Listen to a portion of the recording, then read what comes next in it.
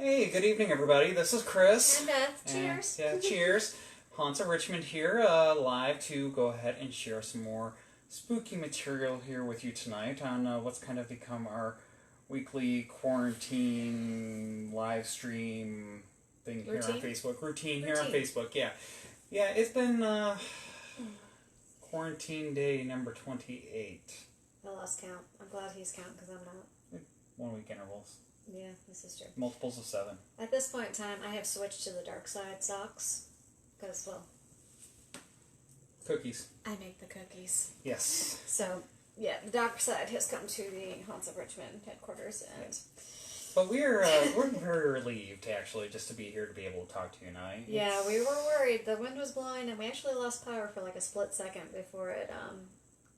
I don't even know what the technical term is. But whatever. It switched over. It switched over, and we got power back, and we're like, oh, thank God. We thought we had jinxed it. So yeah.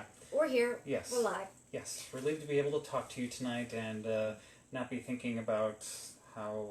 Whether or not the wind's going to take after you. Yeah. Well, and not thinking about ordering dishwashers on Lowe's or... It has been a day of conversations with Lowe's. We're not happy right now. Yeah. No stories. It's been a week. It's been a week, so we're... And it's only Monday. Yes, and it's only Monday. Yeah. Well, only Monday. It's also been a week since we last talked to y'all here. Yes. So. All the same, hope you had a lovely Easter, and hope you are ready to go ahead and partake in some of our spooky stories tonight. So and I hope you have your drink with you, because you're going to want it tonight. Yes. So you're definitely going to want it next week, though. Just saying.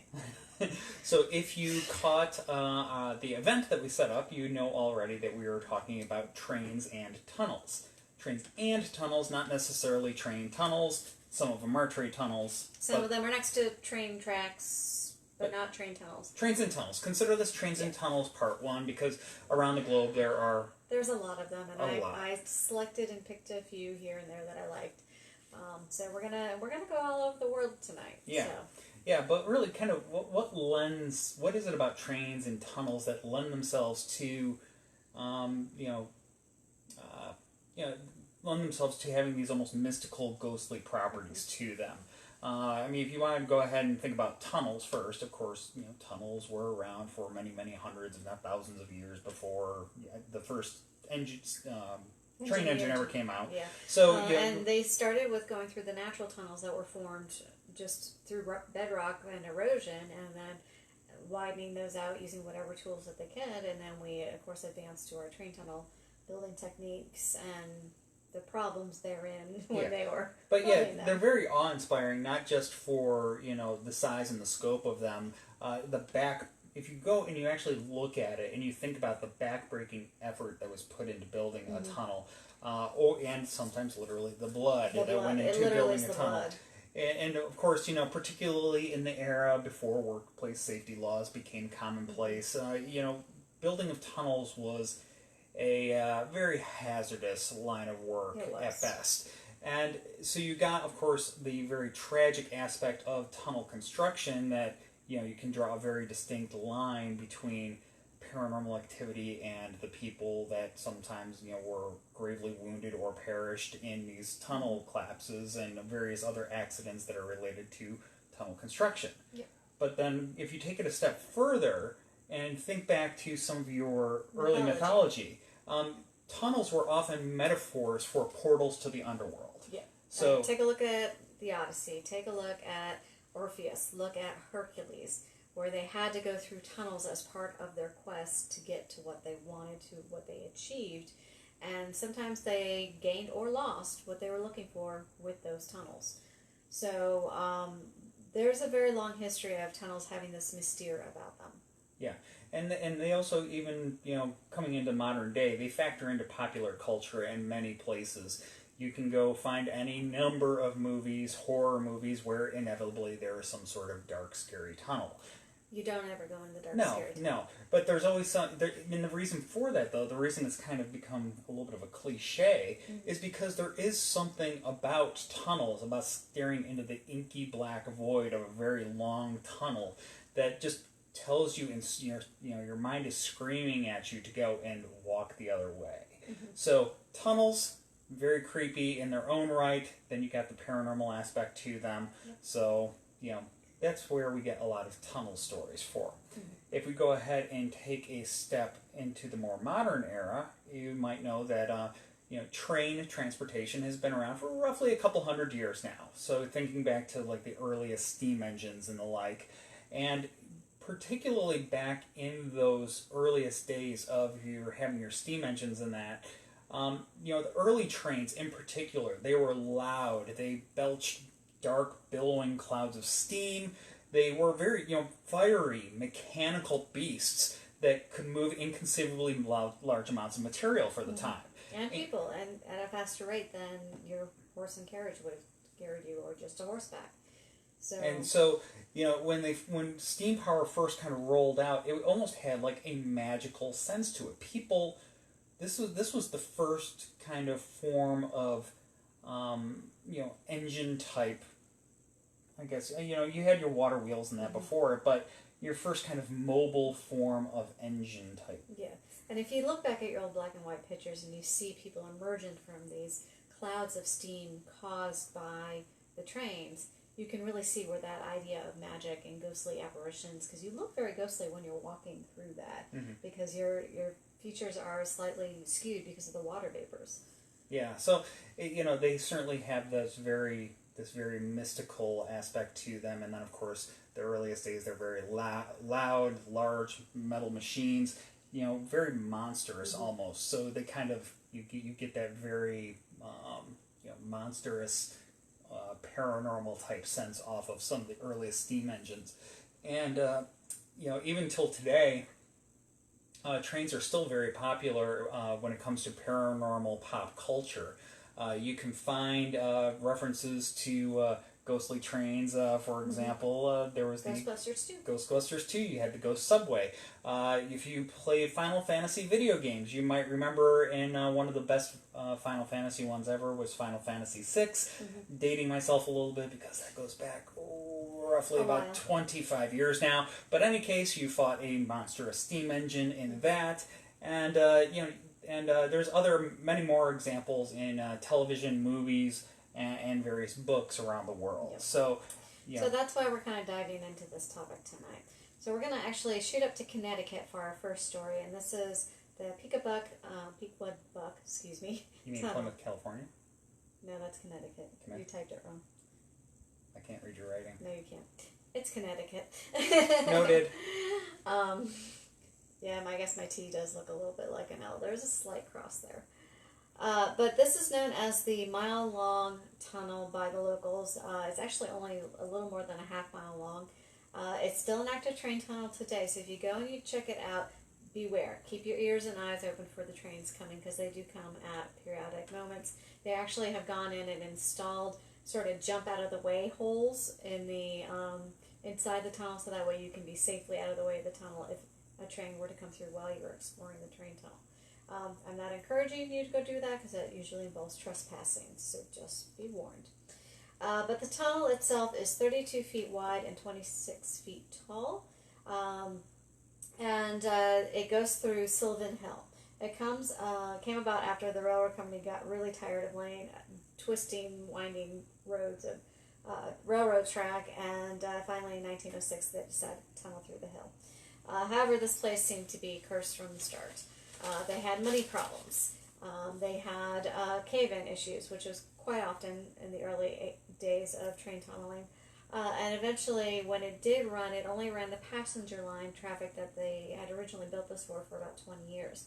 After that, it became all freight line, very similar to what happened with our Churchill train tunnel here in the city of Richmond as well. The hauntings actually happen around the entrance to the tunnel, not inside the tunnel. So what you see are two figures, male figures, standing around the front of the tunnel or on the tracks leading into the tunnel.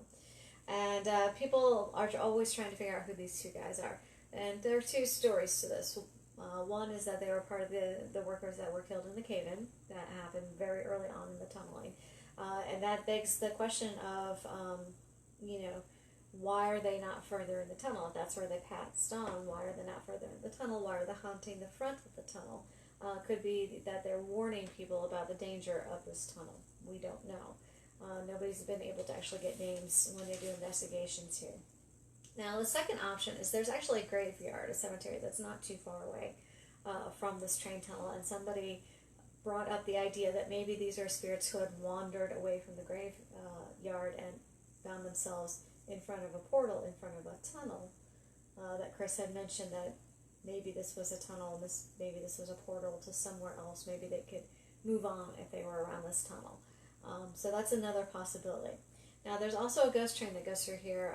A photographer actually was photographing the tunnel entrance one day. He was actually there hoping to catch the guys, but instead he got an image of an old-fashioned steam engine coming out of the tunnel with that big plume of smoke that would have come as soon as the entrance was cleared by a train. And he said that freaked him out quite a bit. But he got an awesome picture, and I wish I could have found it, but unfortunately I did not find it. Would have been nice if they share that kind of stuff. Yeah, there's lots of people. I always hear that story. We got a great picture, and sometimes they'll even share it. Yes, please share it. Let the rest of us enjoy it as well. Because then we can make this a little more interactive. We can show you the picture. Yeah, that'd be fantastic. I'd be happy to give them credit. No problem with giving them credit. I would just like the picture. Yes. But, yeah, and so say hi to some people here tonight. I see got Glenn here watching us again. So, good to see you Glenn, again. Thanks for joining us out of Maryland again. Appreciate you tuning in again this week. And I think... drink more tea. Yes, tea. Hot toddy. Yeah. And it looks like, is that Allison watching? I can't quite tell. It's a little far away from me, but yes. It almost looks like it. Yes. So we're going to jump up to Massachusetts. Just go from Connecticut, just a little bit to the north, up to the Berkshire Mountains and the Hussak Tunnel. Which is actually the picture that was on our Facebook event. Yes, so if you saw the Facebook event and you saw the cover photo, that was the Hussak Tunnel. And if you look up haunted train tunnels, if you Google it, that's going to be one of the very first ones that pops up for you. It's a very popular, very popular one to people will tell stories about. Oh, yes. And so going all the way back to the early 1800s, really even before train travel was a thing, the Berkshire Mountains in Massachusetts were, and actually, you don't think of Massachusetts as a very mountainous state, but there are mountains there, and it turns out they were a pretty big barrier to trade. It was very difficult to transport goods from Boston to the points west of there because of the mountains. And in 1819, they proposed building a tunnel canal system. So we're actually talking about tunneling through the mountain as you would for railroads and roads and stuff like that today. But instead of just being a tunnel that you could drive or walk through, this would actually be carved out to the point where you could run a canal through it, and so you would have this almost stereotypical kind of tunnel of love type thing going on through the Berkshire Mountains, and they proposed this all the way back in 1819. Now, the reason you probably haven't heard of it is because, well, it never happened. As you might imagine, just try wrapping your mind around it. Put yourself back about 200 years, the tunneling technology that they had available at the time, and it was a tunnel that was going to lead to a canal on the other side, and some people actually had proposed to put the canal through the tunnel as well. Yeah. That got shut down right away. Yeah. That was too much. So it was just a mind-boggling feat of engineering that they were proposing. And so it got tossed around for many years before ultimately kind of falling into limbo and slipped off to the side because it was just too massive of an undertaking. But however, when the steam locomotive really came into fashion, the idea of a rail tunnel did gain traction. And in 1851, the rail firm of Troy and Greenfield began the Hoosac Tunnel project. Construction was slow and fraught with setbacks. At one point, the project needed to be restarted in a different location. So imagine that you're doing all this work, punching a hole through a mountain, and you suddenly get to a point and you realize you can't go any further. It's too dangerous. Too dangerous, which that is saying something for the 1800s. And, technical feasibility, too. That was probably more of an issue for the people that were running things. Yeah. Yes. But so they had to restart again in a different location. Oh, dear. Yeah. So they restarted again, and they actually finally gained some traction. This couch is eating us.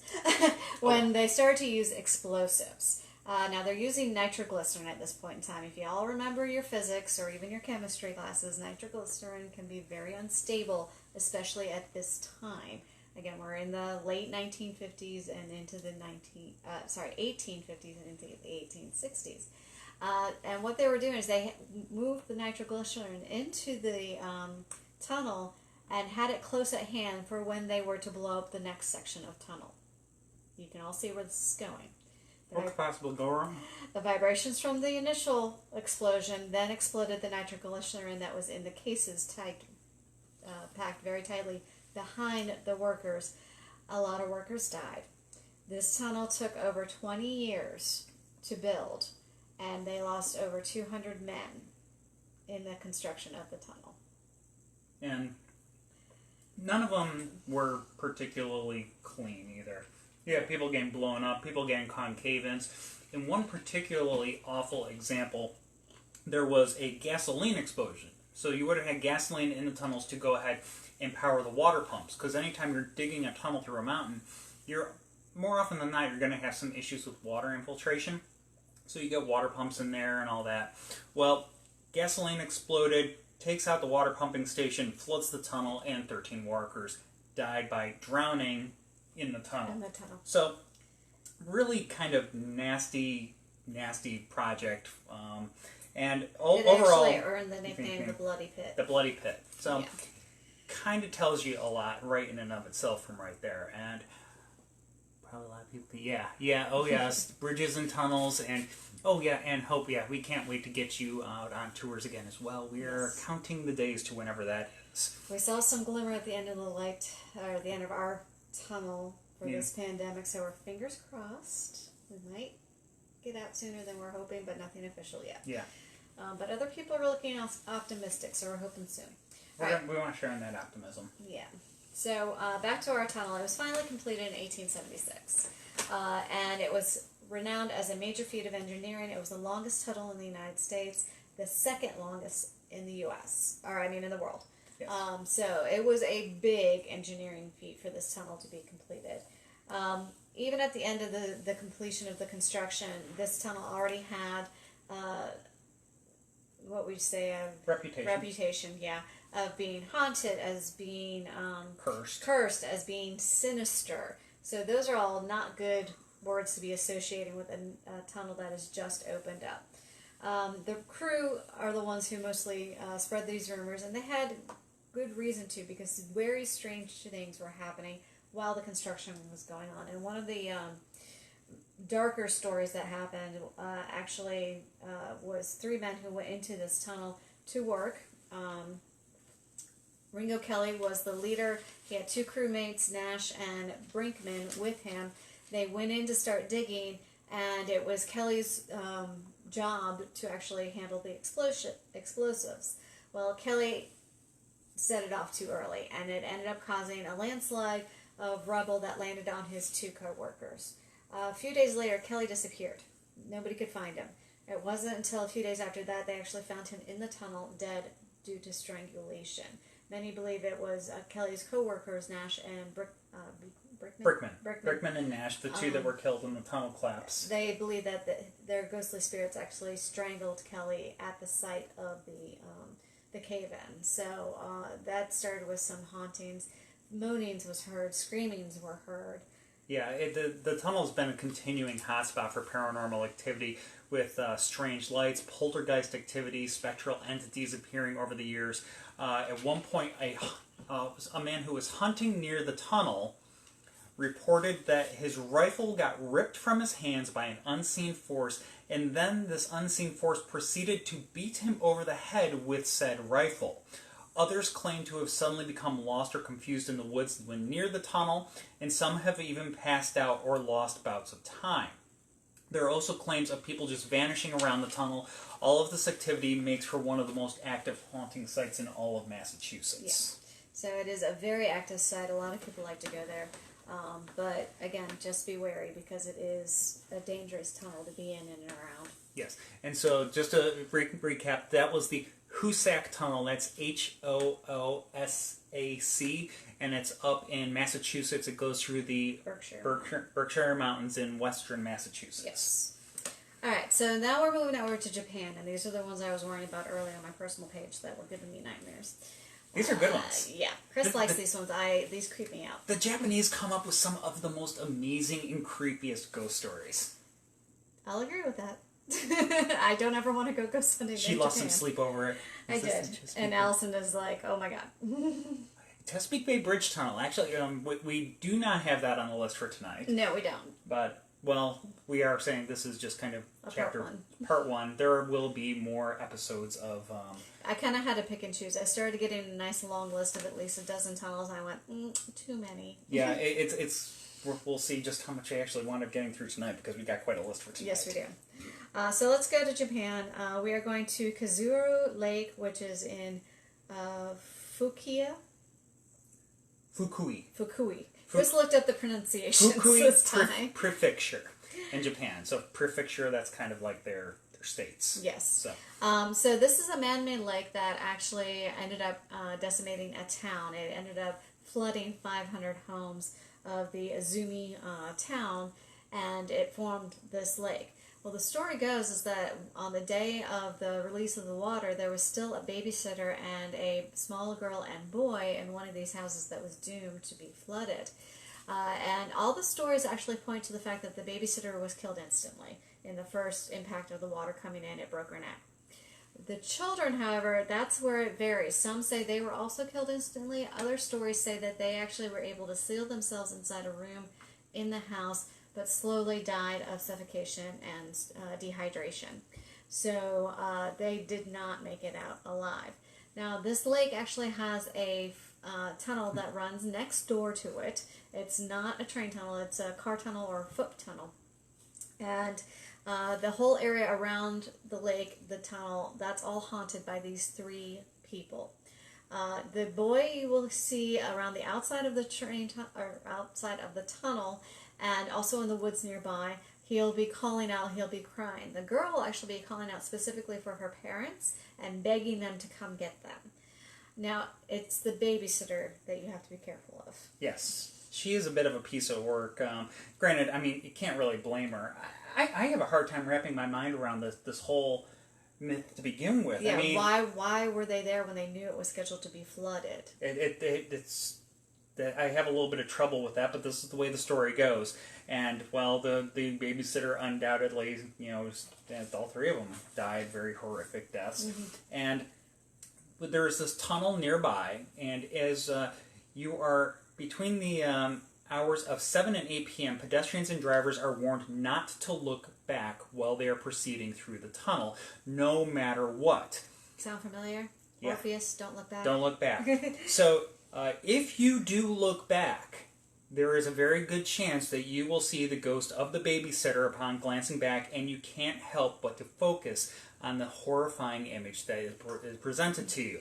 Yes, she has that snapped neck from when she was killed during the flooding, and it hangs limply off to one side, and her glassy eyes are glaring at the ones who peek back at her. This is the part that freaks me out. Yes.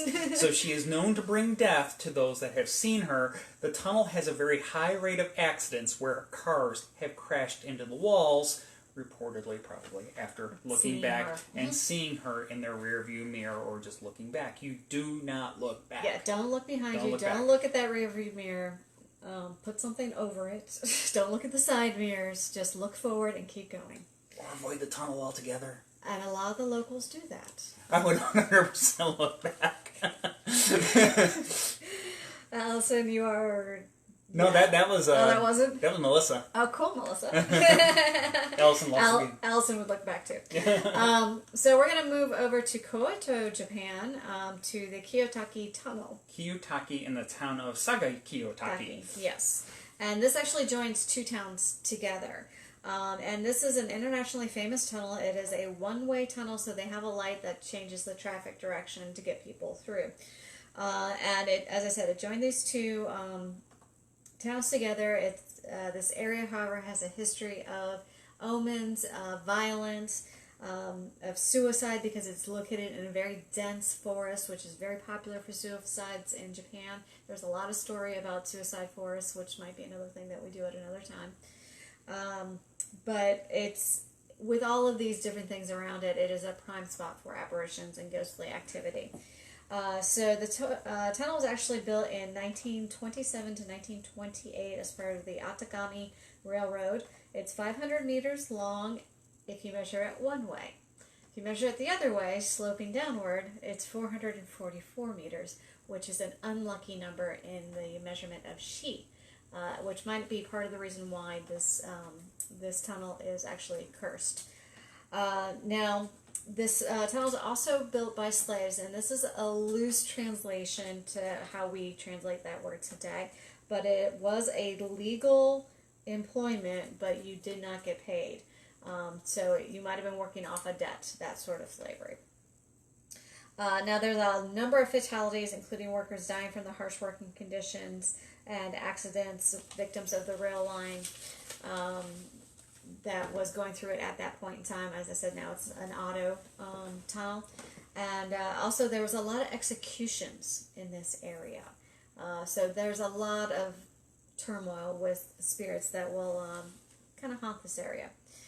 Now, people believe seeing a spirit reflected in the road mirrors inside this tunnel or in the road mirrors that actually are outside of the tunnel to help you as you're coming in and out of it is actually an omen that will bring you a violent, quick, painful death. Even though it's quick, it's going to be painful. Mm-hmm. So you have to be very careful. Again, don't look in the mirrors.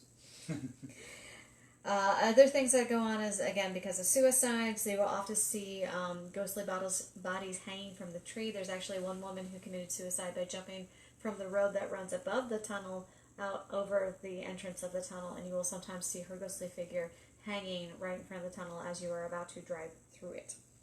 I would freak out at that point in time and probably crash my car. Did you mention the length of the tunnel? I did. Oh, okay, sorry. Yeah, I didn't get into the details, so if you want to get into the detail of that, go for it. Okay, so the length of the tunnel considered unlucky. It just so happens to be 444 meters in length.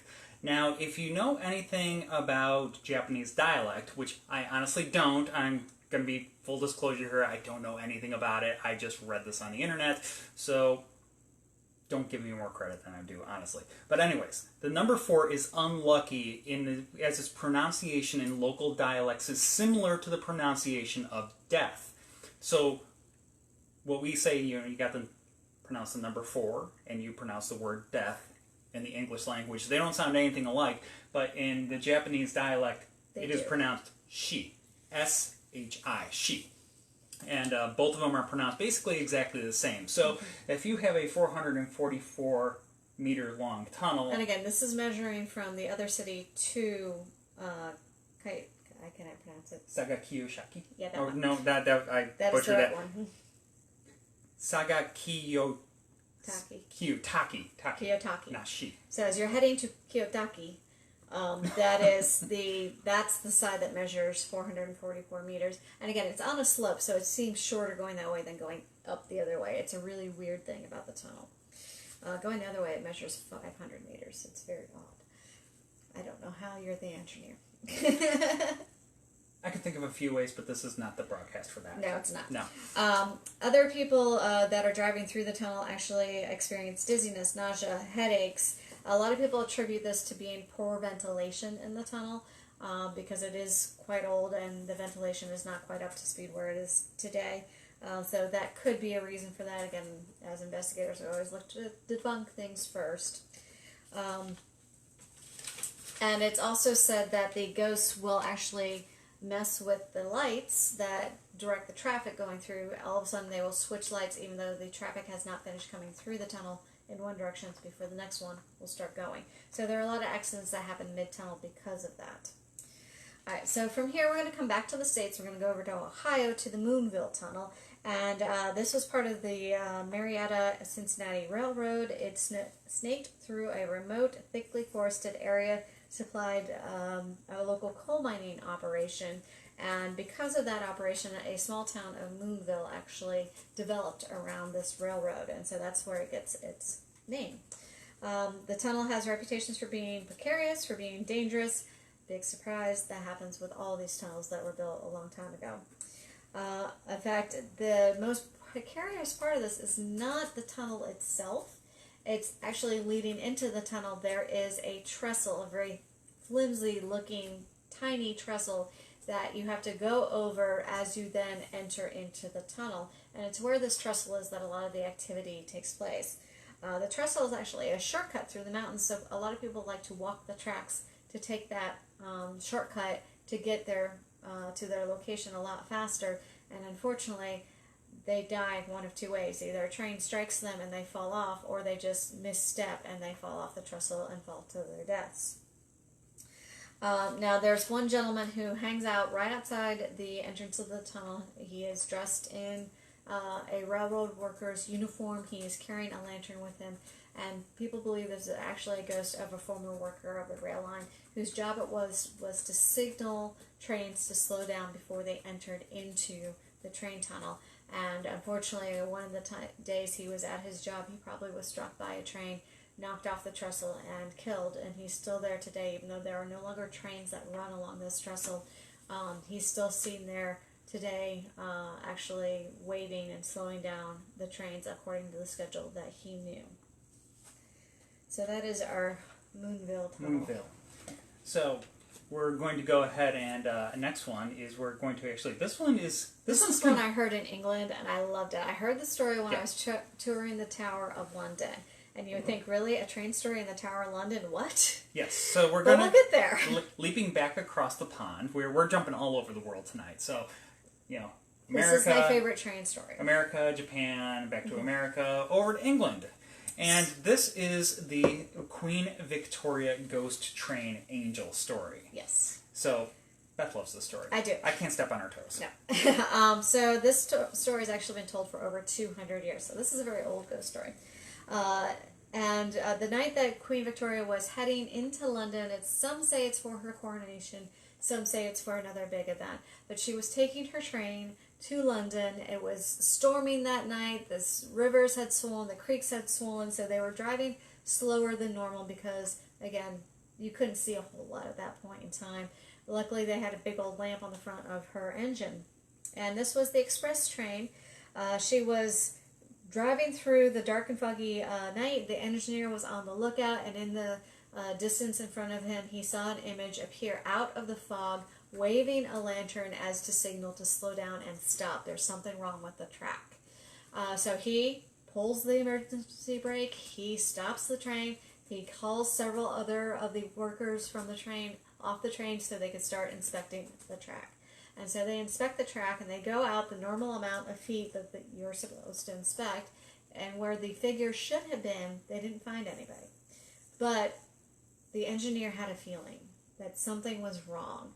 And then he started to listen very carefully because he knew they were getting close to a bridge. And that's when he heard the roaring of the swollen river.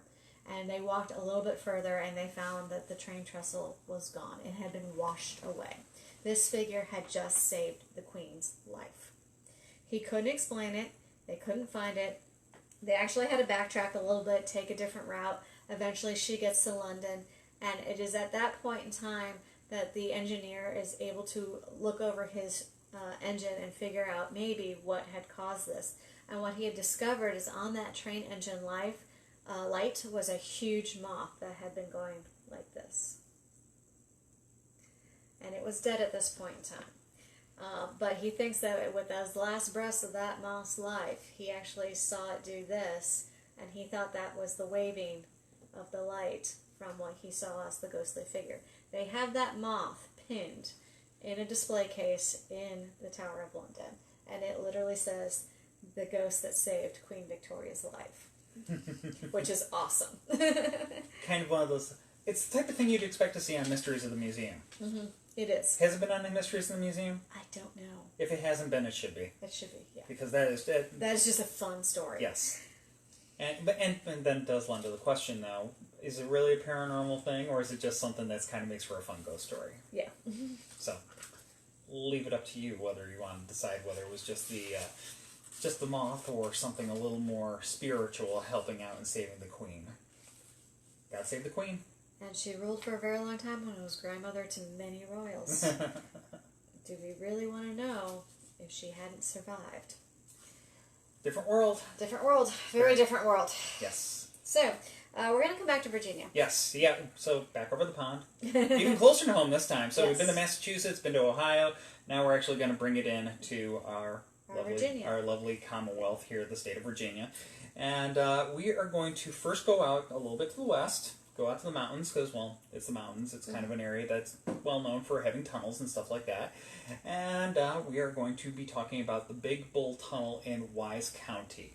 So this is generally, it's kind of an unassuming tunnel as far as tunnels go. Yeah. It's, it's not... It's arched like most tunnels. Yeah, arched. It's not particularly long. It's 1,700 feet, which is, It's a good size. It's a good size, but it's not... Certainly wasn't a record setter in any stretch or anything like that. It was built back in the 1870s, 1880s, which is a time when there were a lot of tunnels being built. So it was one of many. Train traffic was still pretty big.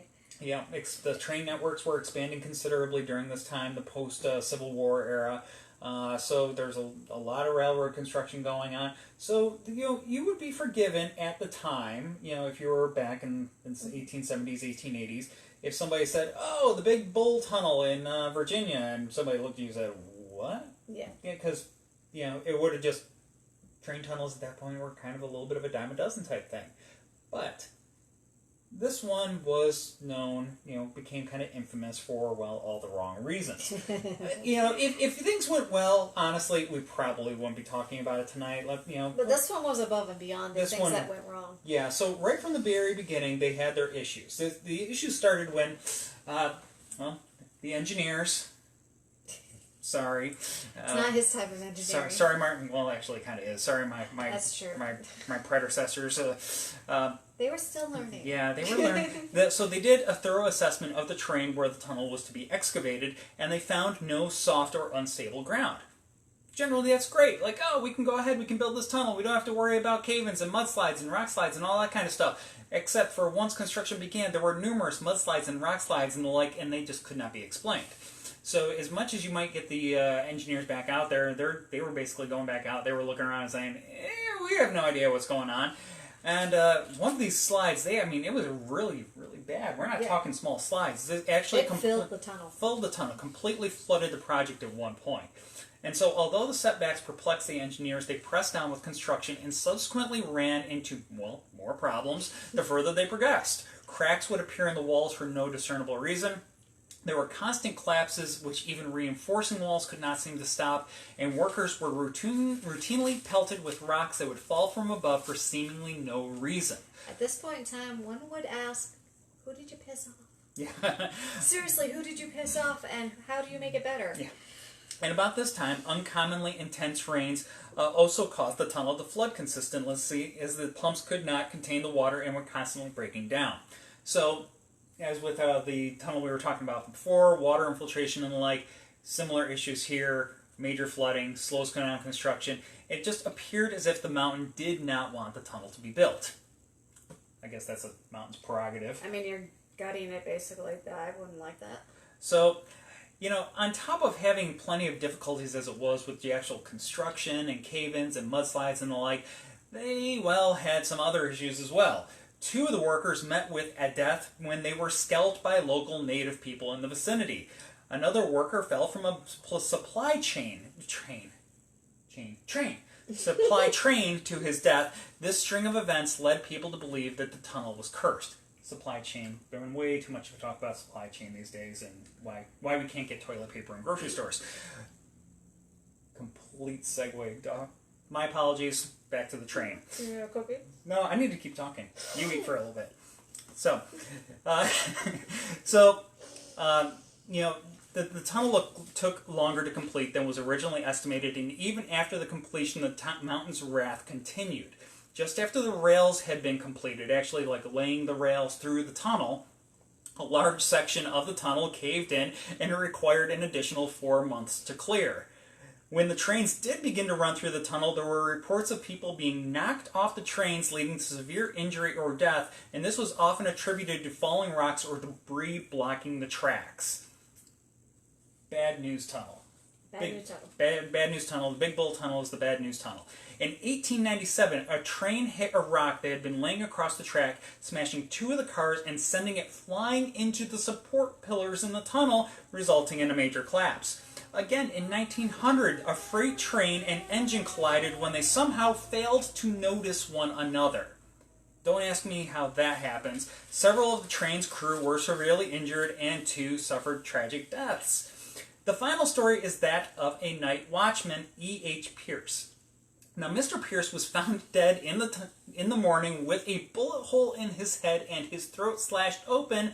No suspect was ever found in the killing. I wouldn't go near this tunnel, by the way. Yeah, I'd stay away from this tunnel myself. Nothing good comes from going near this tunnel from the sounds of it. They seriously pissed something off. Yep. And it's still ticked off. So, many train crews and locals to this day report seeing ghostly apparitions in the tunnel. Unexplained wailing and screaming in the blackness. These events were brought to light in 1905 when a train inspection crew stopped to inspect the tunnel on July 17th. A flagman named John Perry went on foot to perform the inspection and not long after came running back out, visibly shaken. He claimed that he had heard sounds within the tunnel that came from no human or animal. 2 other workers by the names of Calloway and Cairns returned with Perry to the location of the sounds. After several silent moments, a groaning sound burst forth from beyond a bricked-up section of wall, beyond which was supposedly solid earth. Calloway was the first to react as he attempted to speak to the entity that he supposed was behind the wall, asking what it wanted. It replied, "Remove that awful weight from my body," followed by an even more menacing and spooky, "They are drinking my blood." Casa de Amontillado, anybody? I'm out of there. They were out of there. At this point, the men quickly made their way back to their train in a state of fright. The Norfolk and Western Railroad launched an investigation of the event, but it is unclear what came of their investigation. Big Bull Tunnel, Virginia. Just a little up the road. A few hours drive, I suppose. Mm-hmm. If you dare. I don't dare. I think I'll take a pass on that one. Yeah. So we're going to go over to North Carolina real quick, and then we'll come back to Virginia. But we're going to Iredell County, and this is the Bostonian Bridge. Bostian Bridge. Excuse me, I threw a few extra letters in there. But this was recorded as 2:30 a.m. on, excuse me, piece of cookie in my throat. August 27th of 1891, steam locomotive number 166 of train number 9. This is the Richmond and Danville Railroad, so we do have a slight Richmond connection here. It left Statesville, and according to the station authority, the engineer, William West, was 34 minutes late, and he left Statesville in a hurry. He was trying to catch up on his time. 5 minutes later, give or taking, the train plunged off the Bostian Bridge into the Third Creek. The bridge is 60-foot natural stone and brick, and it spans over the creek. Due to the velocity of the 55 to 65 kilometer per hour, the train jumped its tracks, derailed. The sleeping car hit the ground 153 feet from where it had left the bridge. It was moving. It was moving a lot. The train took flight. This is the era before flight. They went further than the Wright brothers did on their first flight, yes, didn't they? Did. Yeah. Not the way I would like to fly, though. No. 4 days later, a judicial inquiry into the accident determined that the accident had been caused by unknown persons removing nails from the rails, which were probably in a neglected condition.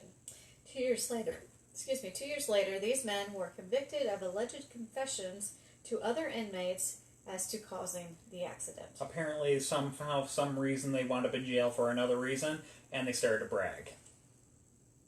Never a good idea. Yeah. Since the accident, people have been witnessing... Taking my cookies. I have a whole bag downstairs. Yes, you do. Anyway, since the accident, people have been witnessing otherworldly phenomenon around the Bostian Bridge on the anniversary of the derailment. People have heard the sounds of screeching wheels, screaming passengers, followed by horrific crashing noise, and all these take place in a fraction of time before vanishing into thin air.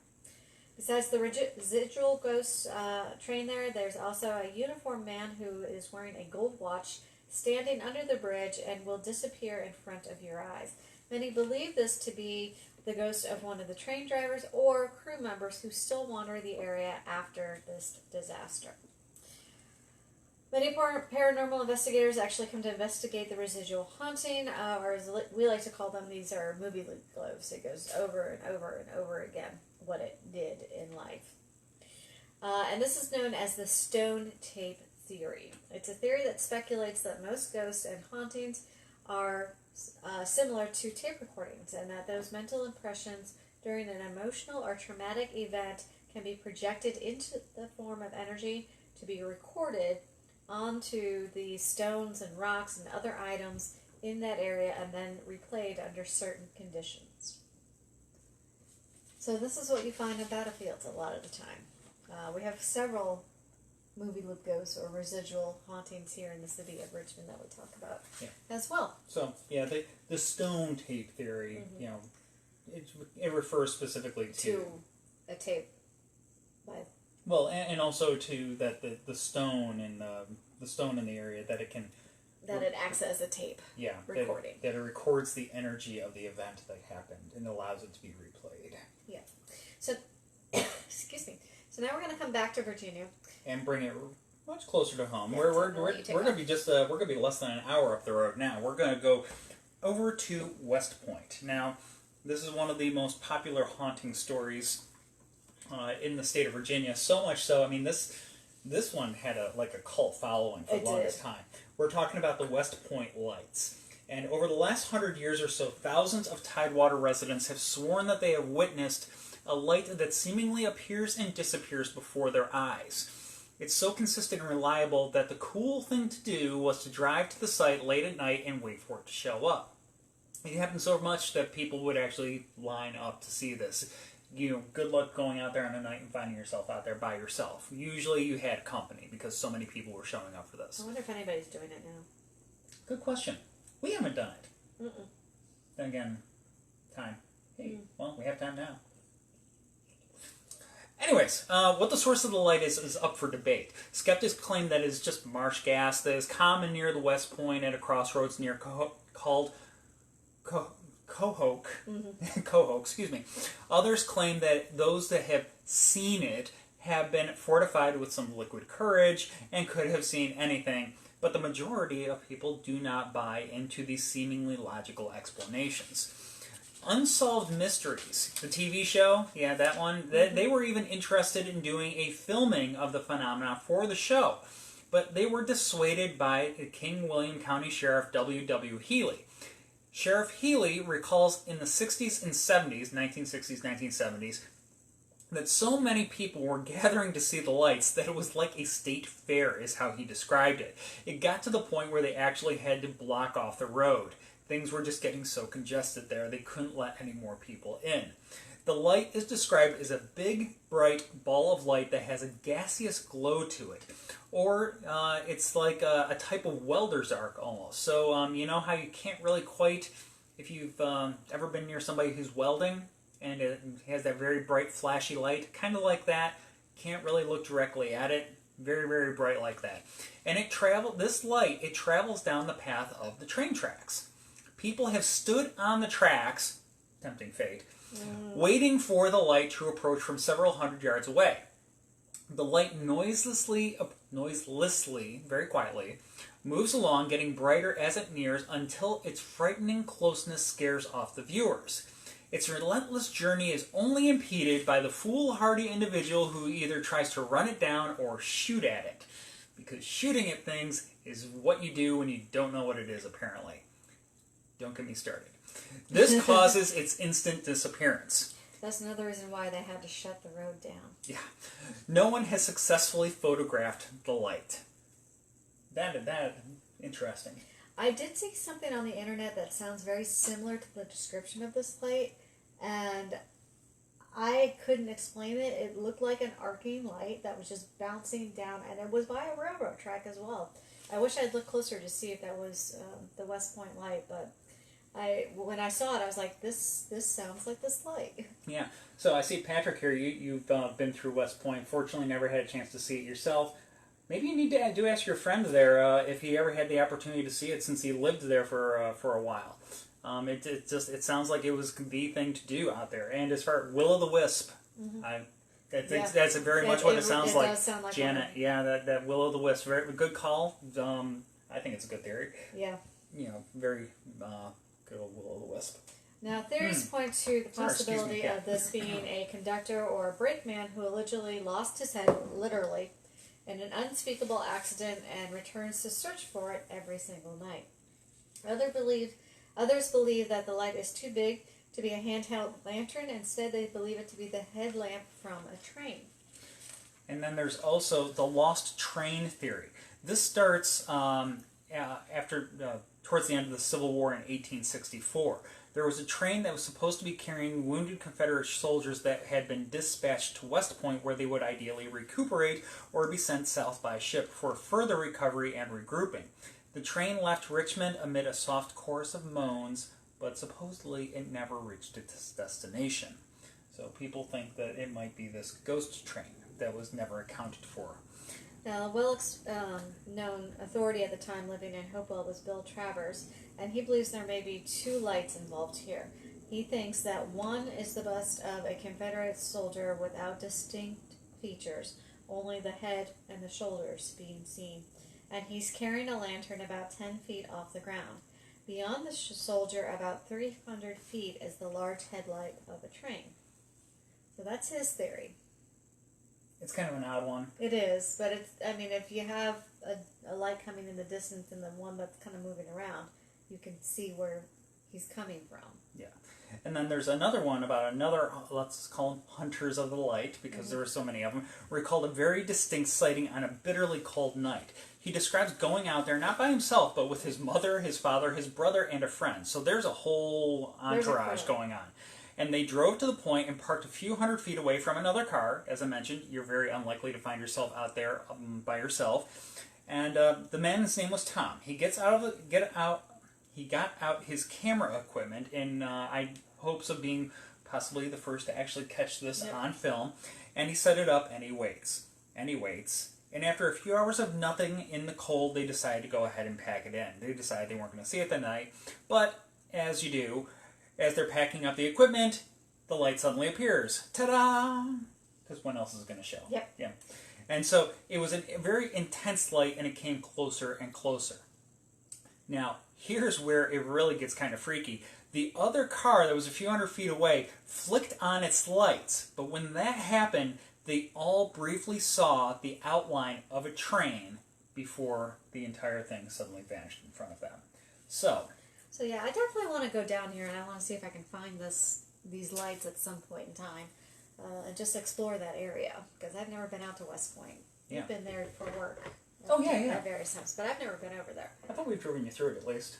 Yeah, I think when we were coming to or from Yorktown at one point in time, we went the upper instead of the lower. Yes. I think that's the only time we've been through the area. Yeah.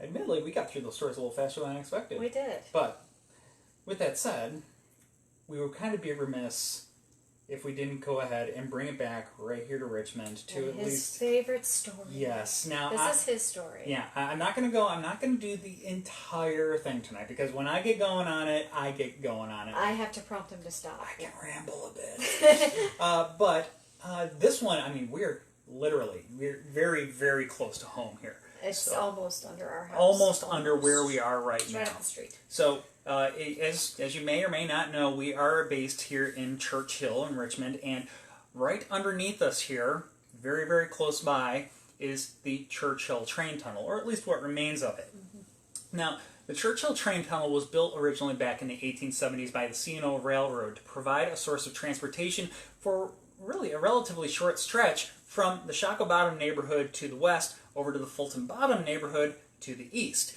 So the what's going on at this point in time is that shipping traffic is changing dramatically. Richmond was a hub of transportation and trade right up until the Civil War. Civil War strikes.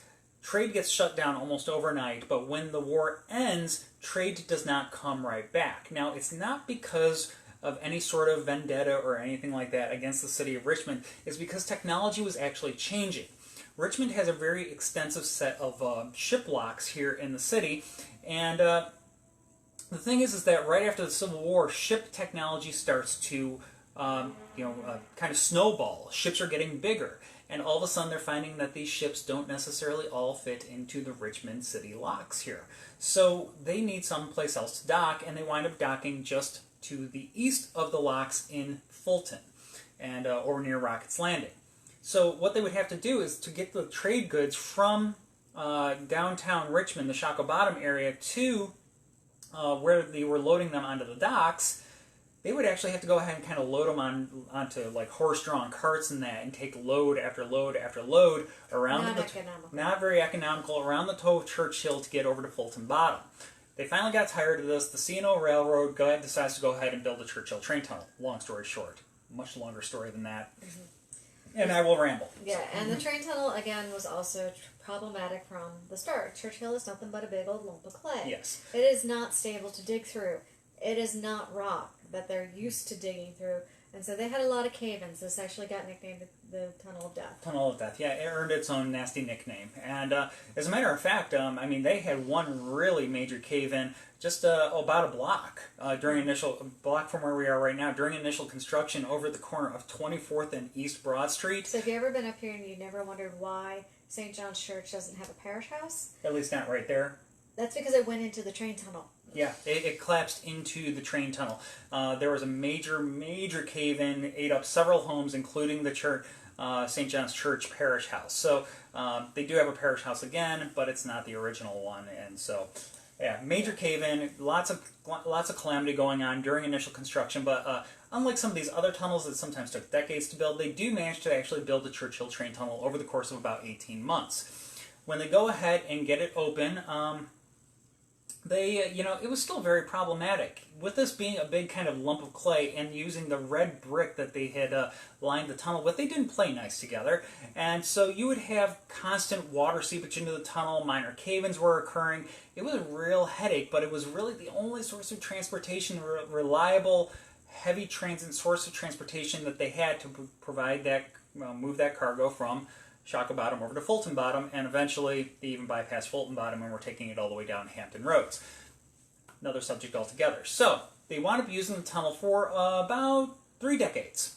And once you get to the early 1900s, there is this nice railroad viaduct that was built down on the riverfront, and it's still actually down there and heavily used to this very day.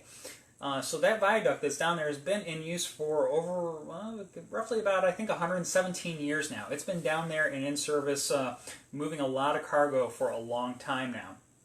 That source of transportation, much more reliable, much safer, didn't have any cave-ins or anything like that, whereas the Churchill train tunnel was only good for one rail line.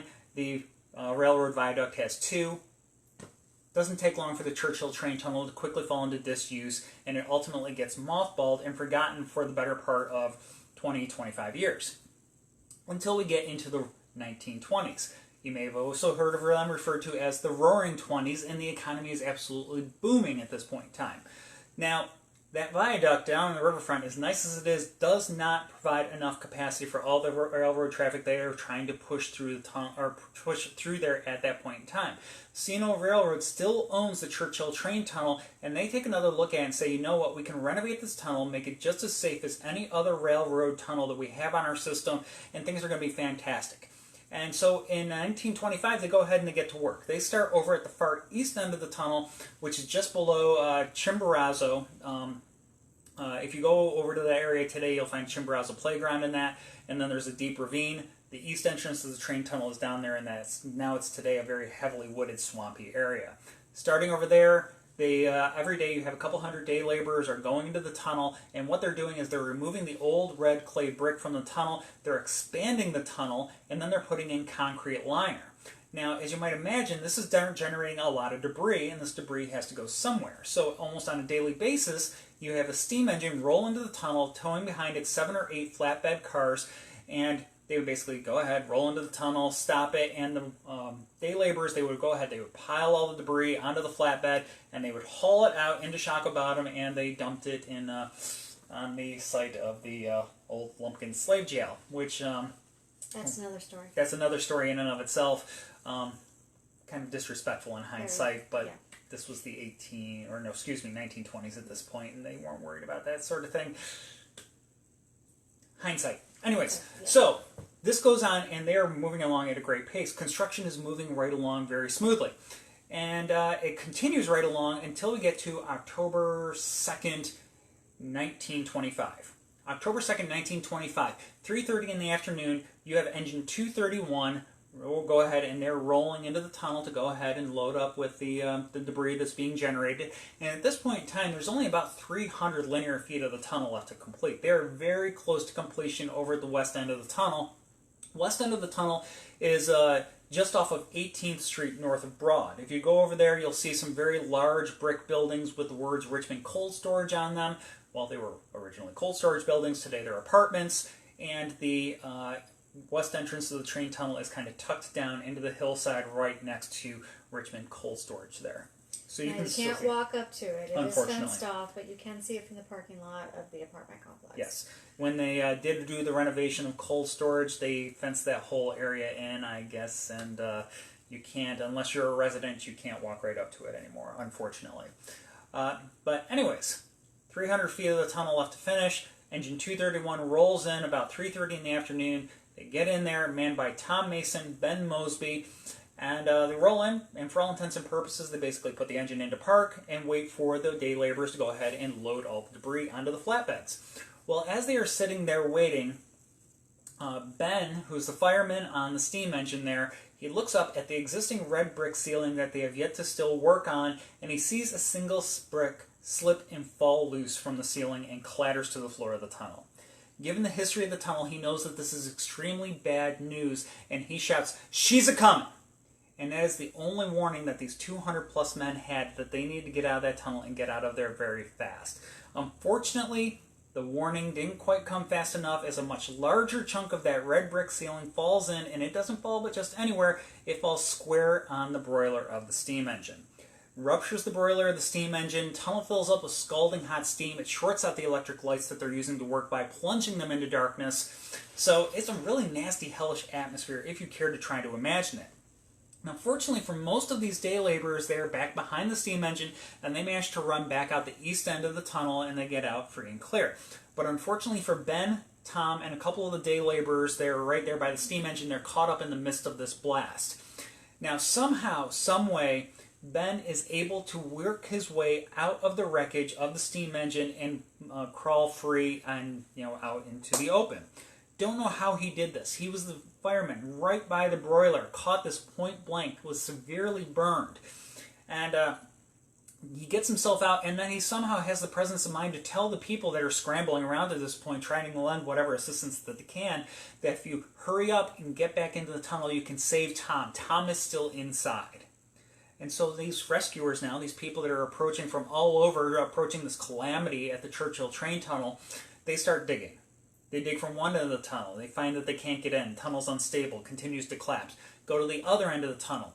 Same story, continuing to collapse. By the time all is said and done, about 200 linear feet of the tunnel ultimately collapses in.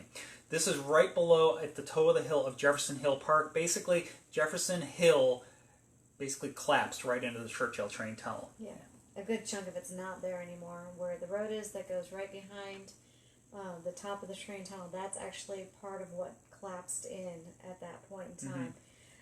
Now, they ended up digging a rescue shaft down. They do get through on the 8th day. They find poor Tom. Tom had actually been killed by the reverse lever. He had been skewered by it. They do get him out. They give him a proper burial.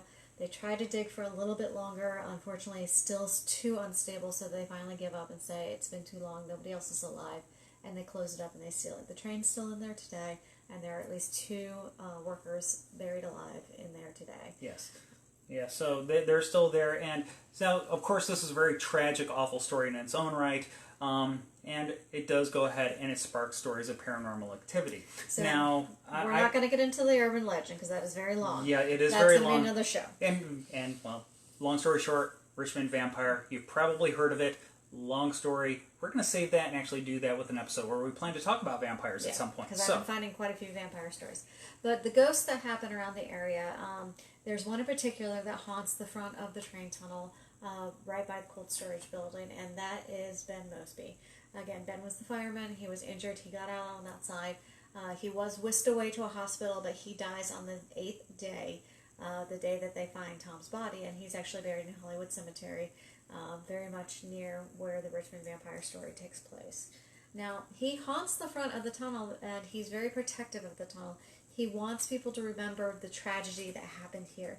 He doesn't like it when people bring up the Richmond vampire story and suggest that he's the vampire. He tends to get very touchy-feely at that point in time. Several of our guides, including myself, have been touched. We've been poked in the back. My hair's been tugged on. Bags have been hit. So he definitely lets us know when we're getting to that part of the story, don't say I'm the vampire. Apparently, this happened so much that we actually asked one of the local paranormal groups to come in and do an investigation because we were trying to figure out who it was at first. One of our guides was there with them, and they were doing a dowsing rod session with EVP as well, trying to figure out who was there. So dowsing rods, we do yes or no questions. If it's a yes, the rods cross. If it's no, they open up wide. What they got was Ben Mosby, and they got from these yes or no questions that he's happy we're telling the history. Again, he's not happy that some of the tour groups that come through there suggest he's the vampire. And apparently he also feels a connection with myself and our guide who was there that night as well, because we look like people he knew when he was alive. So he has that connection. I've had people on my tours, when I'm telling this story, take pictures of me, and of course my hands are up in the air. I talk with my hands a lot. But they got pictures of a shadowy figure behind me doing this and tapping me on my shoulder. I begged them to send these pictures to us, but they have not done that. The first tour that Chris actually did this story for me, he learned the story first. He loves the story, and so he, for the longest time, did this story on my tours. And then we got to October, and he didn't catch up with my tour in time to tell the story. So I was talking about it. I had my back to the fence that is right above the tunnel, and I had a hand go right down my back and like letting me know, hey, I'm here, I missed you. And I shot through my guest on the other side of the road, and I started telling the story from there. I don't care to be touched while I'm on my tours. We've also gotten a lot of orb activity around the cold storage building. There's a part of the signage that says Pamunkey Poultry. And right where it says Pamunkey is where you get this large orange yellow orb. It's about the size of a basketball, and you've got a little blue-green friend underneath them. And if you have a camera that is really, really good, can get those nice details, if you get the shot of this orb and you blow it up, you actually will get a face inside of it. And he's got a handlebar mustache, and he's got one of those little monocles. We think he looks like Mr. Moneybags off the Monopoly board. We actually think this might have been one of the owners of the cold storage building. They also have reported people who have worked in the cold storage facility before it was apartments, and people who live in the apartments closest to the train tunnel entrance. They will actually report hearing the sounds of men crying for help, begging to be helped, hear pickaxes ringing and shovels ringing as people are digging, trying to get people out. Other people have also seen a female dressed in 1920s clothing along the outside of the front, knocking on it as if she's trying to get into a loved one who's still inside. Now, on the other side, we've had paranormal investigation teams tell us that they've done investigations going into that side, trying to find the entrance of the tunnel. And one of our friends told us he and two of his friends were down there. They found the tunnel, but they realized it was so silted in that it was very difficult to try to actually get into it. It would have been dangerous. So they didn't try to get it in, but they turned around and they saw a light coming towards them. It was about the size of a lamp, a very large lamp being carried, or possibly a train lamp coming towards them. And they got to the ground because they actually knew they were trespassing over there. That is private property over there. And they were waiting for the light to go away. They could hear things coming towards them through the debris and the bushes. And right when they should have had this person or whatever this light was on top of them, it had disappeared. So we get lights at both ends, we get orbs at both ends, and shadow figures at both ends. So both ends are haunted. I do not recommend going and trying to find the other end. As I said, it is private property. It is covered in brambles and thorny stuff, and it's really nasty and swampy back there trying to get to it. And that was the abridged version. That was the abridged version. And then we still went on for about 15 minutes. We really love the Churchill train tunnel. And he went fast. Yeah, it's near and dear to us, literally, since we're kind of almost right on top over here. So, but anyways, I think that we'll go ahead and we'll wrap up with that for tonight. So catch us next week. Next week we're going to be talking about creepy dolls. Yes, nightmare fuel. She has been doing all the research for this thus far, and she is completely freaked out already. And we still have a full week. I don't like old dolls to begin with, and I mean some of these stories I know about because we are going to be hitting some of the famous ones. And in fact, Chris and I actually have visited the first doll that we're going to talk about. And had an experience with him. Flashbacks. Yeah. But the more I got into some more of these dolls, the more creepy it got. And I'm like, oh God, no. Oh, but yes. And then our paranormal friends started posting their pictures of creepy dolls. And thank you so much, people. I did not sleep last night. In fairness, that might have been in part due to the nasty storm that rolled through first thing this morning. Yeah, but I still didn't sleep. Because dolls. Yeah, very creepy dolls. Yes. Anyway, but I did find some really cool doll stories. So it's not all haunted dolls. There are just some cool doll things out there, too, that we're going to be talking about. Yeah. So next week, creepy and haunted dolls. And so we'll be going ahead. We'll be getting that set up soon. Hopefully next week. This week we unfortunately were not on the Vibe Radio Network, so there was a little communication snafu there. So we'll hopefully be back on that, airing there as well next week. We'll definitely always encourage you to go ahead, check out our friends there, Vibe Radio Network. Lots of different broadcasts going on there. Lots of paranormal chats going on almost every night of the week. Yeah. So. Our friends are going to be on there doing their stuff for the rest of the week. We just had a little bit of a snafu communication thing for tonight. So, just Facebook Live for tonight, but we will definitely be back Facebook Live again next week. And with creepy dolls. And in the meantime, I guess... Stay safe. Stay safe, stay healthy. We'll all get through this together. Yes, so, we will. Thank you. We'll be ready to go up and running as soon as we're allowed. Yes. So. But we greatly appreciate you all tuning in again, and we will hopefully see you all back here again next week. So with that... Have a good night. Have a good night, everybody. Bye-bye. Bye.